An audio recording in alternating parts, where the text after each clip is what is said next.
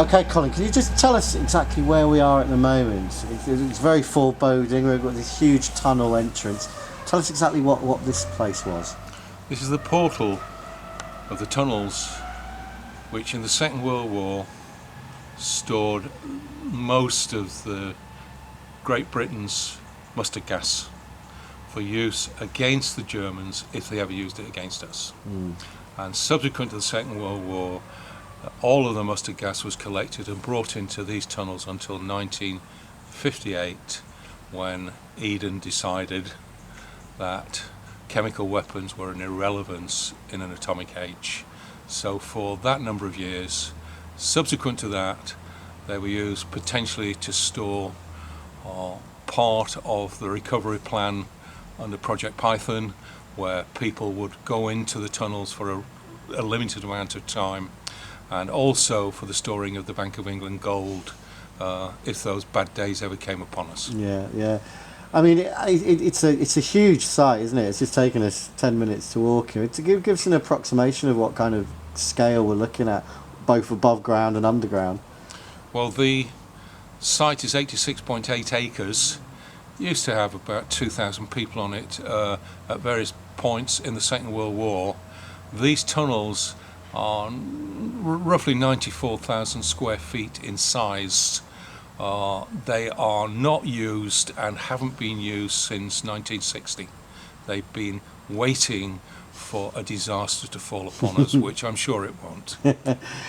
But what has befallen upon us is you started, the last couple of years, you've started actively, opening these tunnels to the public and revealing their secrets a little bit more. Tell us a little bit about that.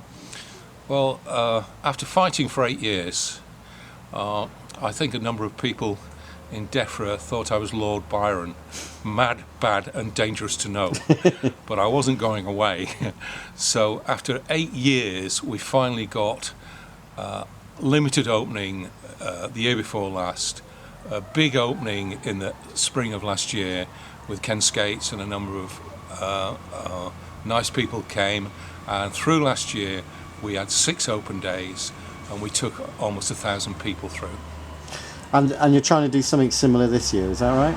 Starting in April of this year, we have 5 open days where people can book to come down, and we'll take them through the tunnel system and take them around the site. And I've also seen a little bit of work going on the site as well. There's plenty happening here, isn't there? Well, there's again, after a long time, it does appear that there's some remediation being done on the list of buildings here, because potentially this is going to be taken over by Land Trust, and it's been going to be opened up for the public in a more significant way than it is at the present moment. That must be music to your ears as someone who's obviously feels so passionately about the site and its history. Well, we've got the green shoots here. Last Sunday I passed 20 kids and about 6 adults, all under the age of about 5. And that's smashing. And we want scouts to come in here and things like that. We want it. This is a beautiful place, and it should be used by the public for their benefit. And all the money that's been spent on it should allow you to come onto here and do what you want. And let's not forget its huge historical significance as well. If, as you say, the worst had happened, this place would have been invaluable to the future of the country.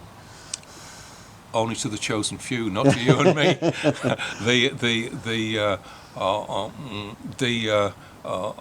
The history of this site is really the start of the atomic bomb here, and so on in Building 45.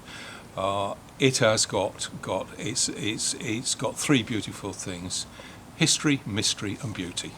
And I think it's got such a marvellous potential, and it's been untouched and fenced in since 1939, which is to keep the people out, not the people in, by the way.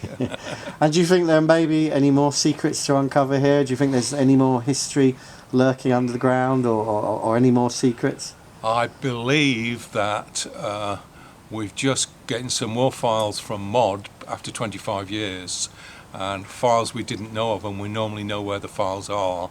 I have a strong belief that they had some plans for this place which were outside what has been revealed at the present moment, and we are hoping people will look at the Miller Tunnel underneath here, because we believe that is very interesting.